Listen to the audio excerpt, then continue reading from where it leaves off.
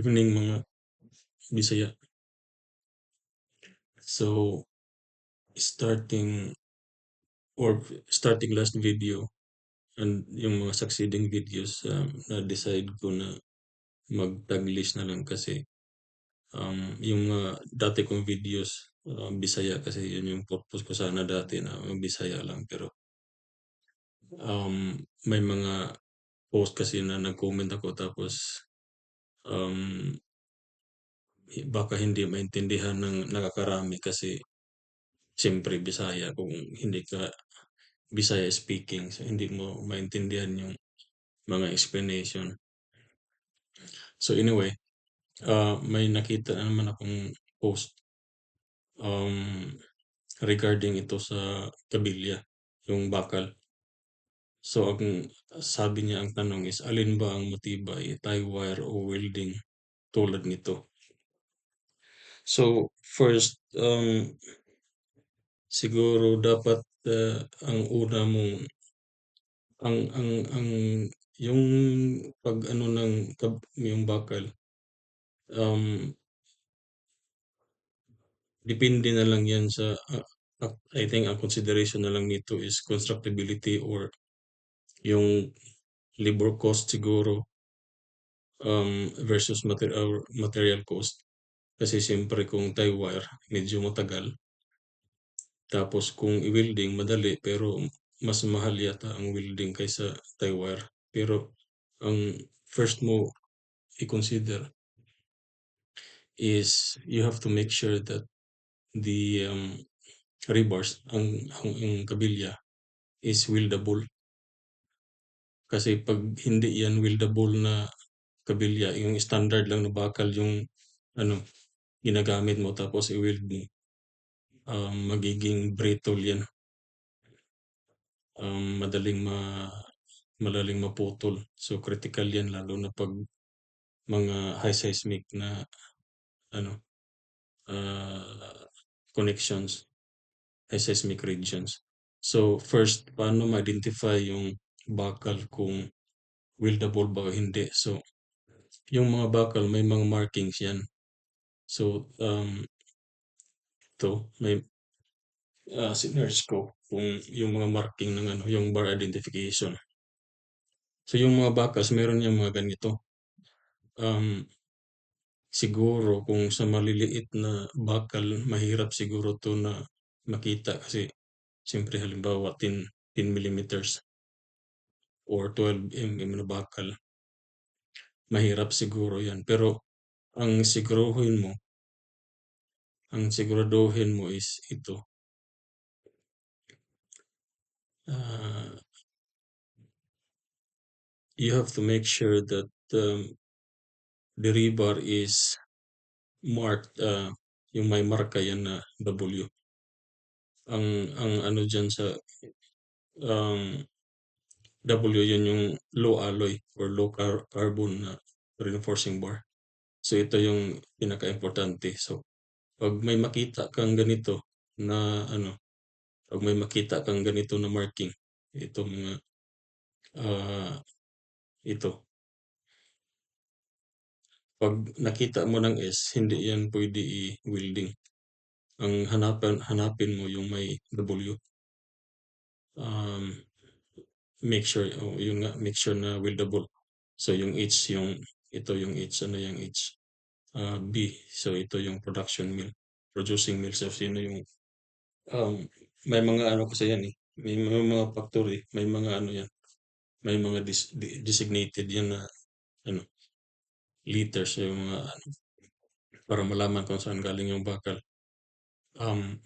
So yung C is bar number or bar size number 11. For example, ito ang bakal nito is number 11. So yung number 11, ang ibig sabihin niyan is kung ano yung number ng bakal sa ano kasi ito, um, sa US kasi ito na designation, yung bar number nila. So halimbawa number 11, ang diameter niyan is i-divide lang yung number by 8. So 11/8. So that means ano, 1 and 5/8. Hindi. 1 and 3/8.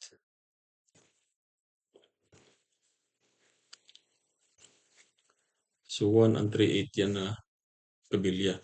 Or for example, number 5, ibig sabihin niyan, ang diameter is 5/5/8. Ito yung 16 mm sa atin. So ito yung 16 mm na diameter 5/8.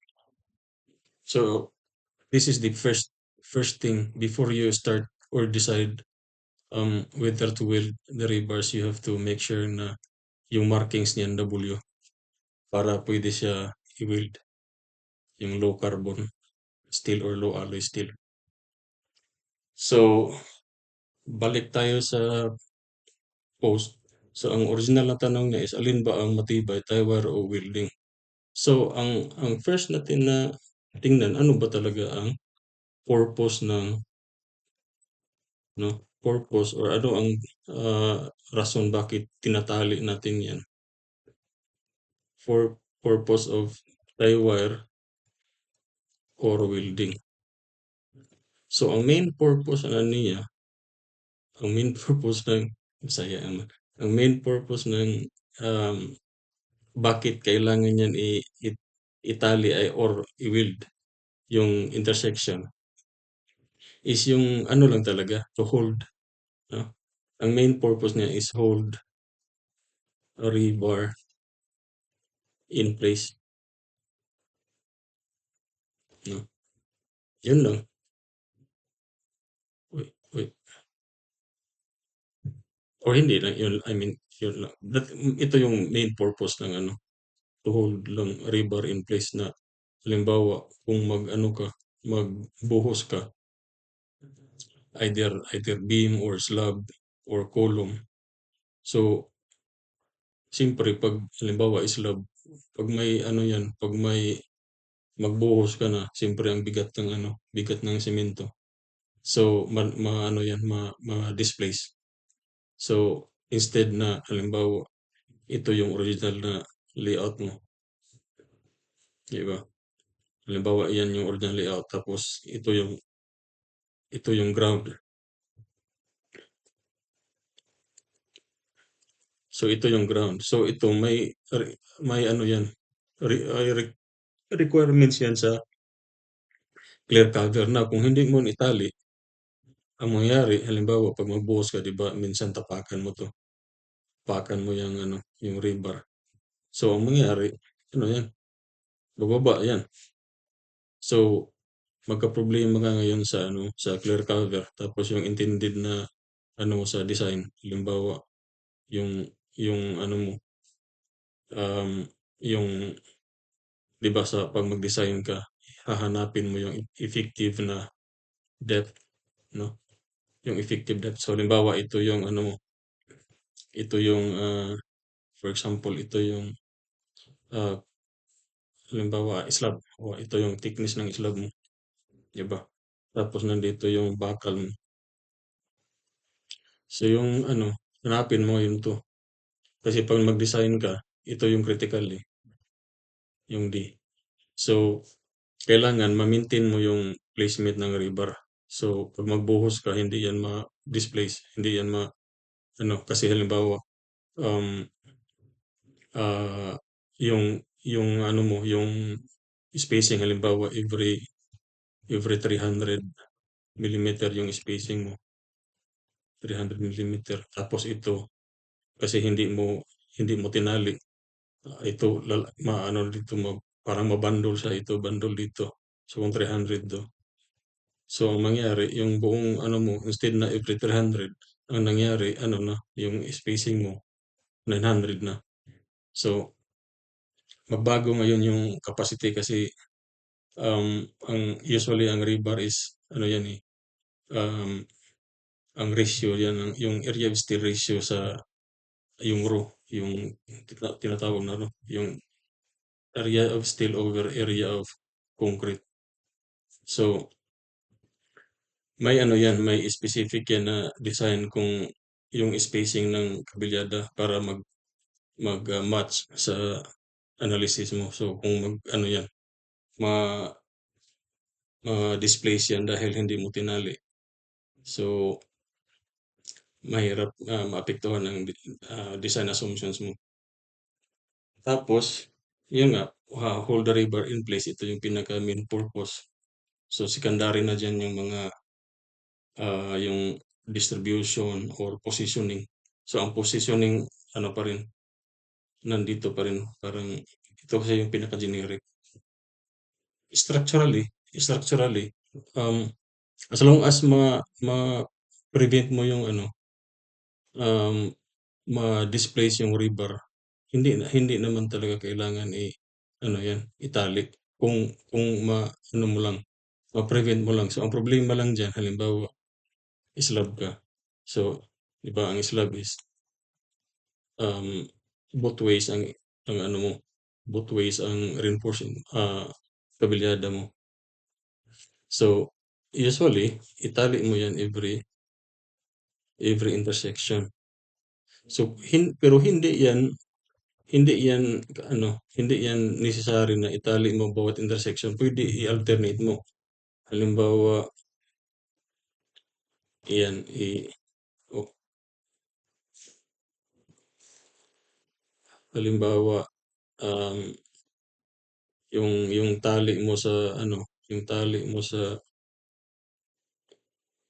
yung tali mo sa, ah, kabilya every ano 'yan, mag-alternate siya. So, walang problema 'yan. Ang importante lang kung ito lang yung kung ito lang yung tali mo, kailangan kailangan masuportahan niya yung itong span na 'to.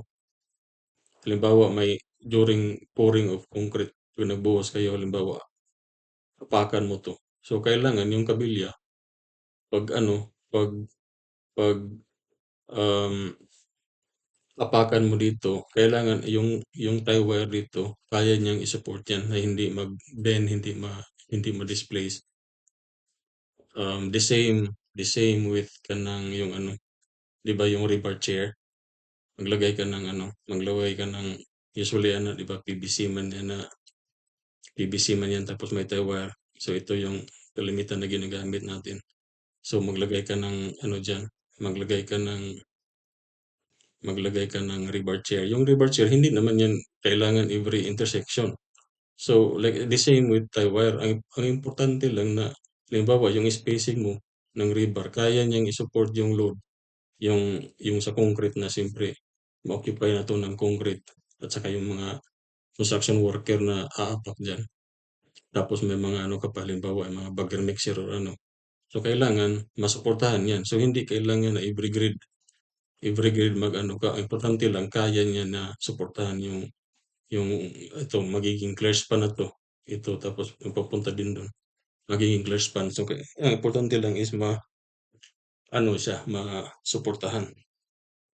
So, yung nakita ko 'to na comment, yung post, binasa ko yung mga comment, mayroong mga comment na okey na daw 'yan, tapos mas maganda, ah, may welding tapos i-tie-wire pa. So, redundant na 'yan, aksaya na lang 'yan ng ano, aksaya 'yan ng pera.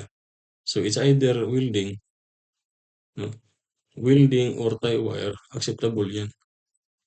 Ang importante lang kung welding ang gamitin mo, 'yun yung unang sabi ko na make sure that the rebar is weldable, yung puwede i-welding yung rebar. So, hanapin mo yung ano, markings, makikita mo dun yung, markings na ano, ito, make sure na merong marking na W to indicate that it is weldable. So, again, it's either welding or tie wire, acceptable 'yan, walang problema. Ang importante lang, ang main purpose niya is to hold the rebar in place during pouring or casting concrete. Halimbawa, yung beam, meron kang beam, 'di ba? Tapos ito yung ano mo, top bars, ito yung bottom bars. Tapos meron ka ngayong, ah, stirrups. Itong stirrups, ang spacing nito base yan sa shear demand, shear force ng ano, ng beam. Halimbawa, the closer you get sa ano, sa support, halimbawa ito yung kulong, continuous kulong. habang malapit ka diyan sa kulong, malaki ang shear force dito kaysa gitna. So kaya ang spacing ng stirrup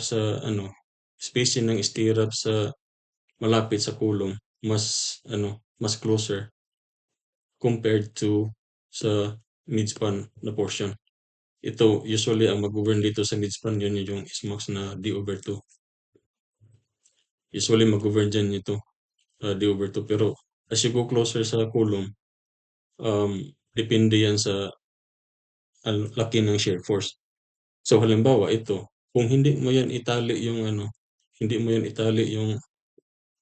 tie wire dito, ang mangyari posible na during casting sa concrete magbuhos ka or yung i-vibrate mo yung concrete, ma-displace yan. So ang posible baka itong pangatlong stirrup mapunta na dito or itong tatlo mapunta na dito. So may portion na dito ngayon na walang shear reinforcement.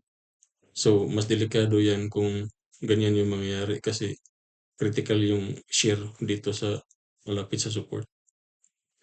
So yun yung mga dapat ano, isipin kung mag-decide ka whether welding.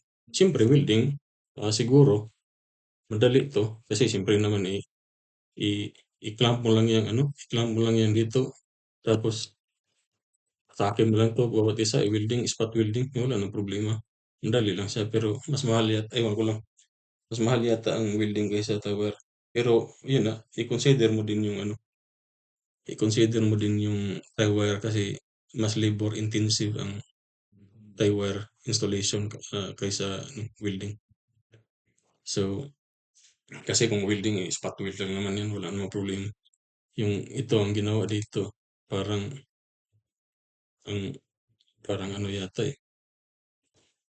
ang welding niya talagang kapal ng welding. Hindi naman yan kailangan kasi yung spot welding, per inch niyan, so, ilang tonelada na yan, ilang thousand pounds na yan. So,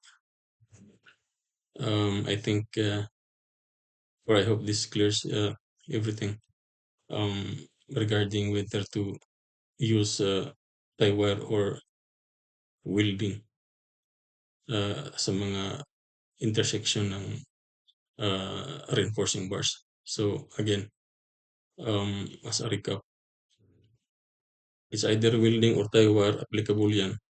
No? Welding or tie wire.